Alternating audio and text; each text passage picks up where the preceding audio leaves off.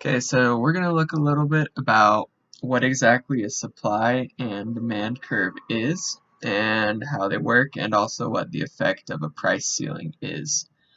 So here I've drawn my little graph, and we're going to look at how price affects the amount of people who buy and the amount of people who will make cookies in this example.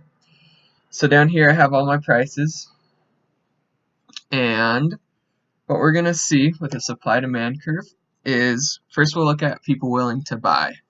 So as we get closer to 0, the lowest value I have here is 10 cents. The most people are going to want to buy those cookies because they're cheap.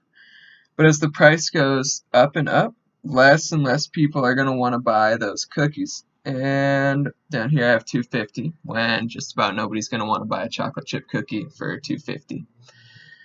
Now, on the other hand, there's the side of the people who make the cookies. And if a supplier sees that people are willing to pay $2.50 per cookie, they are going to have a lot of incentive to make those cookies because they want to make money. So we're going to have this dashed line represent suppliers. So as the price goes up, more and more people are going to be willing to supply those cookies, but as the price goes down, less and less people, like no supplier is going to want to make cookies and sell them for 10 cents a piece because they're not going to make any money. But on the other hand, where a supplier would want to sell a cookie for $2.50,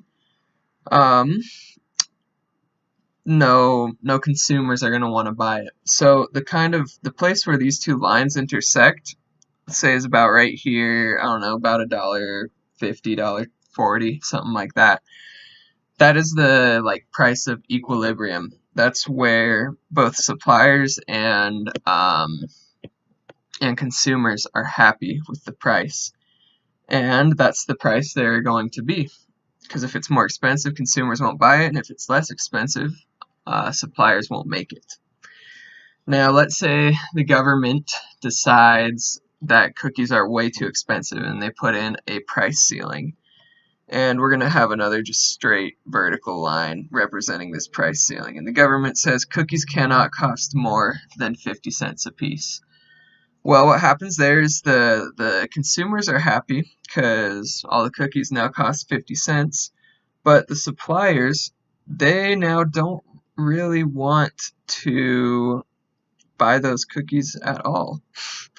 Or they don't want to supply those cookies because, well, they're not going to make any money off of it. And that's how a price ceiling works. This is a price ceiling, and it pretty much messes up the prices because suppliers no longer want to supply the needed product. Thanks. This was Justin Hawkins, my teacher's brother Magleby.